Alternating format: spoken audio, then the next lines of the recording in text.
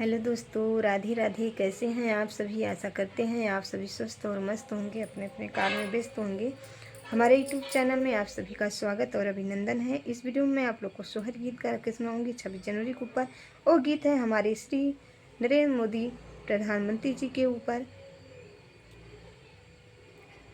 हमारा प्रयास है, थोड़ा से गा रहे हैं। 26 जनवरी जे शुभ दिन माता देशवा आजाद भैले हो सखी। हो सखी बाजै लागे आनंद बधैया, नरेंद्र मोदी जी प्रधानमंत्री भैले हो सखी बाजै लागे आनंद बधैया, नरेंद्र मोदी जी प्रधानमंत्री भैले हो। गौवा शहरवा में जलवा के वितरण कैले, गौवा शहरवा में जलवा के वितरण कैले, वितरण कैले हो वितरण कैले। कुछ दिन में हो जे मिली शुद्ध जलवा, कुछ दिन में जे हो पिए के मिली शुद्ध जलवा।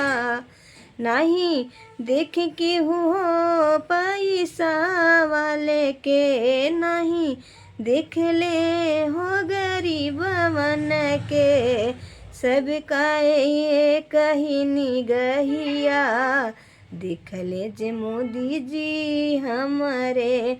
सबका जय कही निगहिया से, देख ले जे मोदी जी हमारे।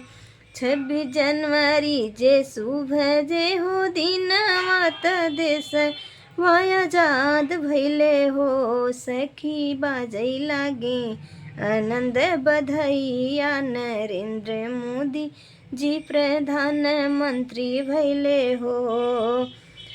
गावे गावे खोलाई दिहले स्कूलवा, गावे गावे खोलाई दिहले स्कूलवा। स्कूलवा खोलाइले जे बच्चा पढ़ाइले न, स्कूलवा खोलौले न बच्चन पढ़ले। सखी अनपढ़ न रही हई अब केहू, सखी अनपढ़ न रही हई अब केहू। सखी बाजै लागे आनंद बधैया, नरेंद्र मोदी प्रधानमंत्री भैले हो। 26 जनवरी शुभ दिन माता देश वाया आजाद भैले हो सखी बाजै लागे आनंद बधैया, नरेंद्र मोदी प्रधानमंत्री भैले हो। देशवा तो देशवा विदेशवा में नाम कैले, देशवा तो देशवा विदेशवा में नाम कैले। अपने भारत के जे पहचान बनौले, अपने भारत के जे पहचान बनौले। सखी बाजै लागे आनंद बधैया, नरेंद्र मोदी प्रधानमंत्री भैले हो।